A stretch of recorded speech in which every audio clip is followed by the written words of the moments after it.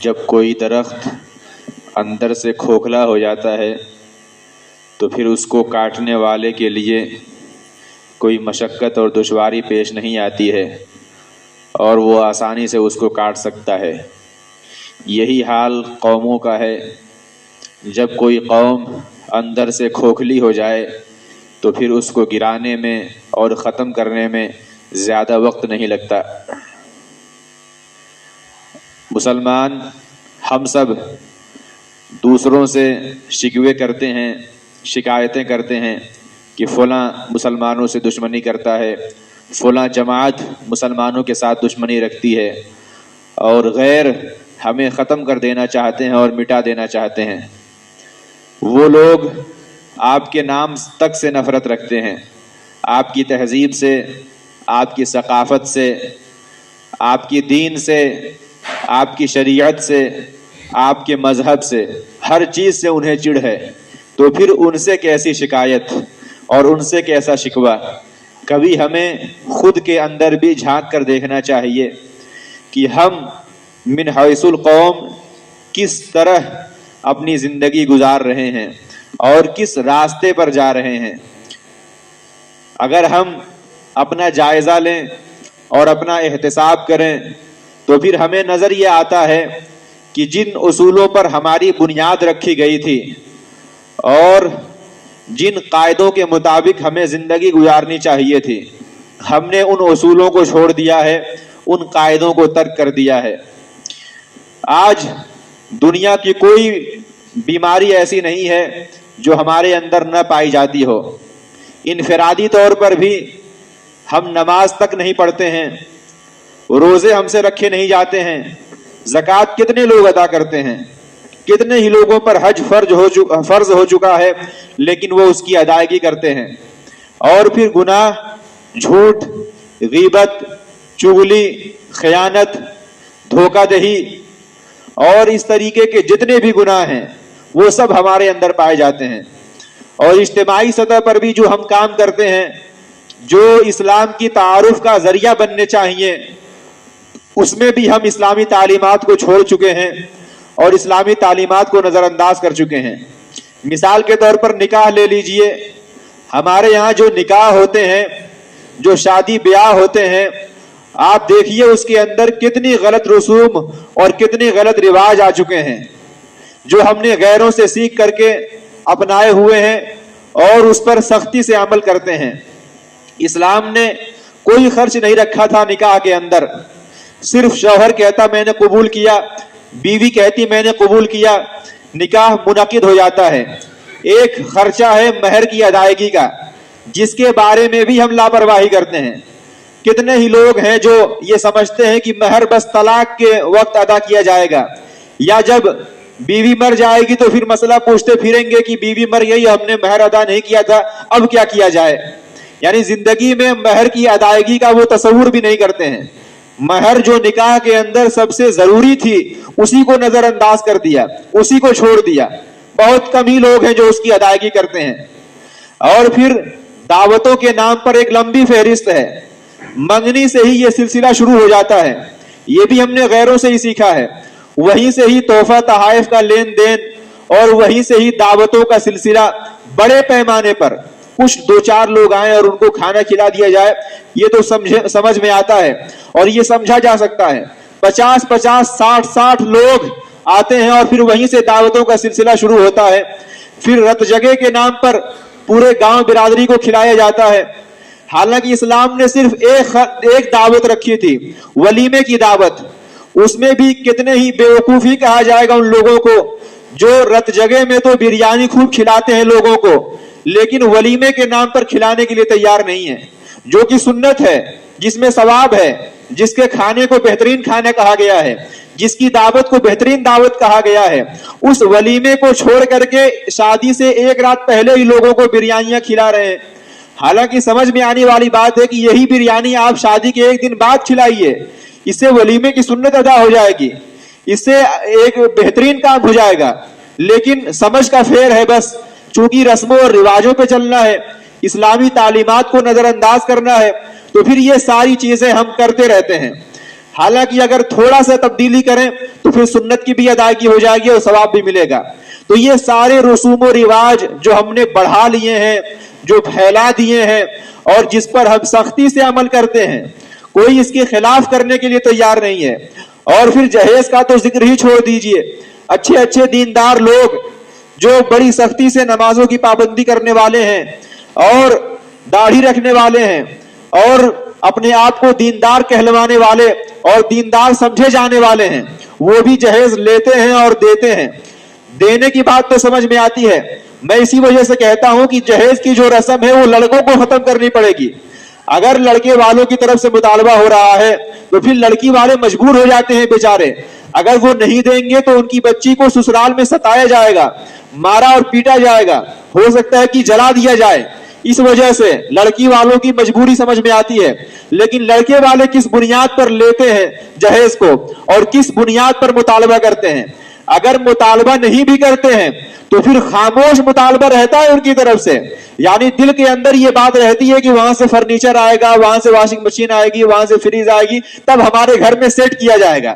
اگر دل کے اندر یہ بات نہیں رہتی تو شادی کا دن آ گیا ہے اور فرنیچر کا کوئی انتظام نہیں ہوا ہے, کمرے کے اندر چوکی تک نہیں لگائی ہے, پورا کمرہ خالی ہے, الماری تک نہیں لگائی ہوئی ہے. کیوں؟ اس وجہ سے کہ انتظار ہو رہا ہے کہ وہاں سے لڑکی والوں کی طرف سے آئے گا تو کمرہ سیٹ کیا جائے گا اور گھر بھرا جائے گا. تو دل کے اندر یہ بات ہے لینے کی, بھلے مطالبہ نہ کیا جا رہا ہو لیکن دل کے اندر ہے, تو یہ بھی لینا ہی ہوا اور یہ بھی مانگنا ہی ہوا, یہ بھی راضی ہیں ہم اس پر. تو اس وجہ سے اس کو بھی کہا جائے گا لینا اور مانگنا اور مطالبہ کرنا.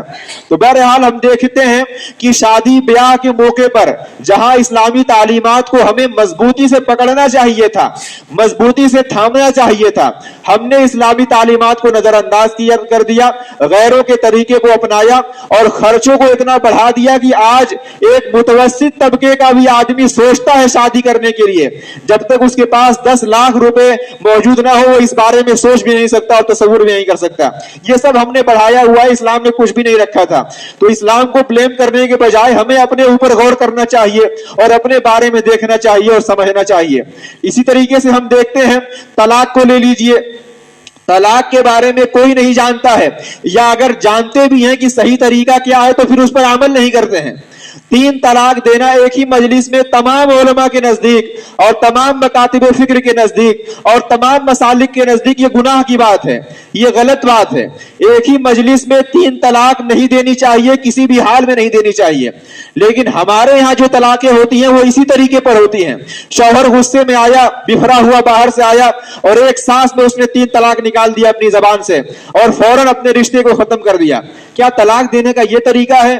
آپ کی شادی ہو گئی, آپ نے کبھی کسی عالم سے جا کر کے پوچھا کہ اگر کبھی طلاق دینے کی نوبت آ جائے گی تو کس طریقے پر طلاق دی جائے گی؟ اس مسئلے کے بارے میں ہم کیوں نہیں پوچھتے ہیں, کیوں نہیں جاتے ہیں علماء کے پاس, کیوں ان سے ڈسکس نہیں کرتے ہیں؟ طلاق دینے کا ایک پورا پروسیس رکھا ہے اسلام نے, اور پھر جب طلاق دینے کی باری آ جائے تو صرف ایک طلاق آپ کہہ دیجئے زبان سے کہ میں تمہیں طلاق دیتا ہوں, بس طلاق ہو جائے گا. 3 مہینے کے بعد یعنی عدت گزرنے کے بعد طلاق واقع ہو جائے گی خود بخود. تب بھی بیوی آپ سے جدا ہو جائے گی, اور 3 بار آپ 3 طلاق ایک ہی بار میں دیں گے تب بھی بیوی آپ سے جدا ہوگی, تب بھی طلاق پڑ جائے گی, تب بھی طلاق پڑ جائے گی.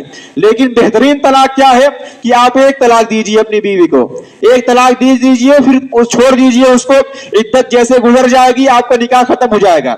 اور پھر اس کے اندر واپسی کا بھی راستہ ہے.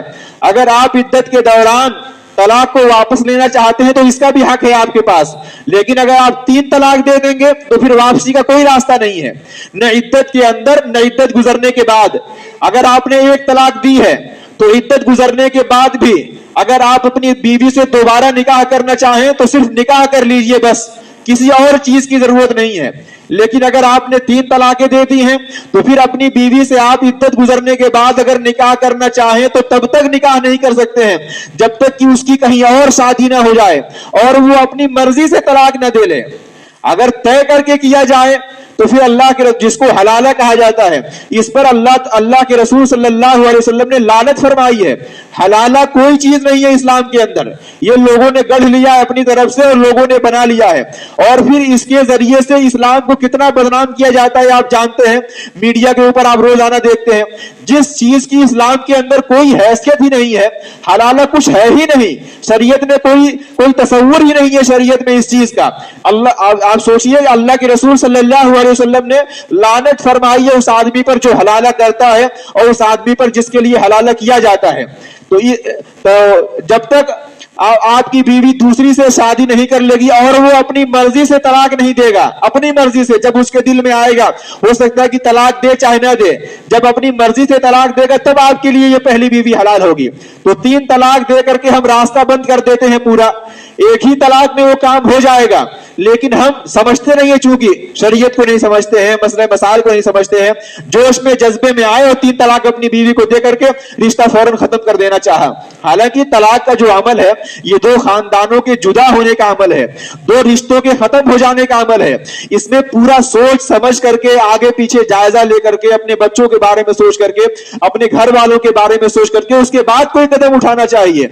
लेकिन जल्दबाजी में, गुस्से में, जज्बे में हम कदम उठा लेते हैं और फिर बाद में पछताते हैं। ऐसा होता है, हमेशा ही ऐसा होता है कि तलाक देने के बाद फिर आदमी पछताता है, फिर उलमा के पास दौड़ेगा कि कोई रास्ता निकाल दीजिए, मैंने 3 तलाक दी है, कोई रास्ता निकाल दीजिए। अब कहां से रास्ता निकलेगा? तुम्हें पहले आकर के पूछना चाहिए था कि मैं अपनी बीवी को तलाक देना चाहता हूं, किस तरीके से मैं तलाक दूं, किस तरीके से अपने रिश्ते को खत्म करूं।